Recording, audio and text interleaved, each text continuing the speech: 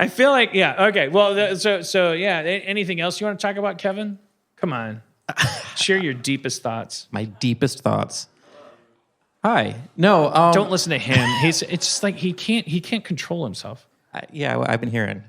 You live in Chicago usually, right? I do. Fuck, I don't know. You seem like a secretive guy. Like you helped me. Were you sad about that field goal by the Bears the other day?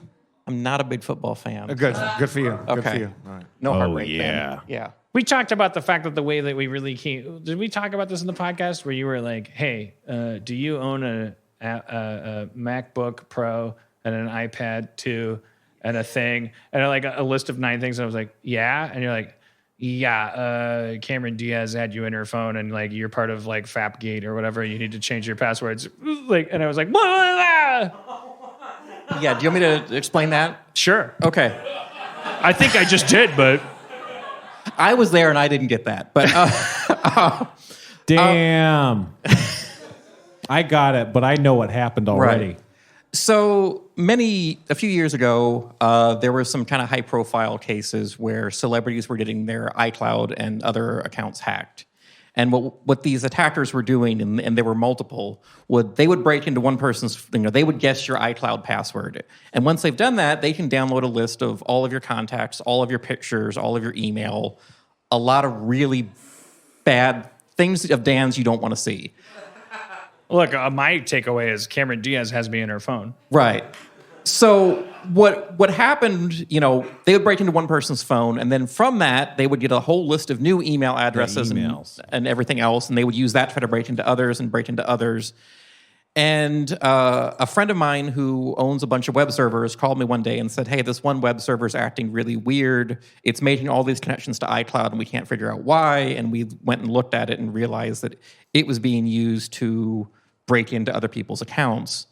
And I had met Dan before and was looking through the list of people that it had broken into, and I was looking at all of Dan's personal information. And so reached out to Dan and went, "You really need to change your iCloud password because I got it. I got everything." Yeah. Yeah. What did you see? Everything.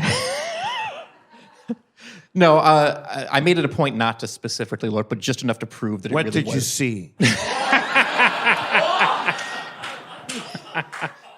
That picture of you was safe. Don't worry. I like to think, and I remember calling you when the Sony hack happened. I was like, Kevin, Yes. what It was North is Korea, happening right? with the Sony? Yeah, the North Korean Sony hack, whatever. Like I was like, I was in a fucking full blown panic. Here's why: because if all of Sony's emails were hacked, that includes every email that's received by Sony.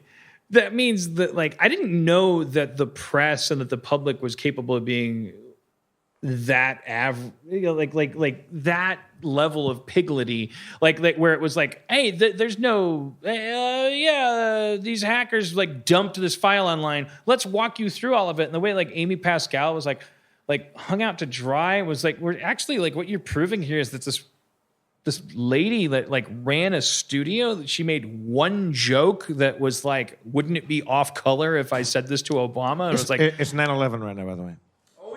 great. Oh, but no. like I was like, holy shit, if one email that I ever sent to anybody at Sony like ever gets in the hands of TMZ, like I'm so fucked. Like it would be such a There were weird quite out a of few. context thing. And I remember emailing you and like going like, just tell me. Like I just want to know if I need to go home and blow my brains out. And you're like, there was one, his email inbox was deleted at the time, but there's one, I did do a search. There's one reference to you. It said that you're a wild card.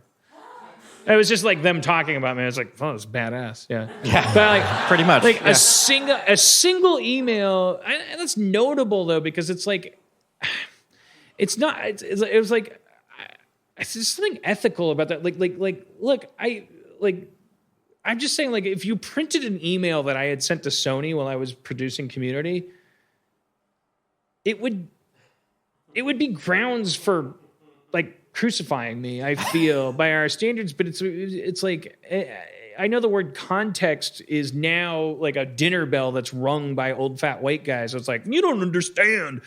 But it's like, wait a minute. Like the idea that I was a megalomaniac saying to a corporation, don't ever fucking tell me what to do or I'll fucking punch your teeth down your throat. Like at the time when I was typing that, it felt like a really heroic thing to be typing. And 6 years later, the idea that would be able to be pawed through by these clearly unscrupulous, like, I'm therap.org and I'm bananapeel.net. Like it was like, oh, look at what this guy said. I was like terrified. I guess I've been terrified ever since. If it helped, you sounded more sad than anything. There was only one email about you. Yeah, no, I don't. No, I was relieved. Believe me. Digital and whatever. All right, let's give it for Kevin Day. Kevin everybody. Day, everybody. Kevin Day.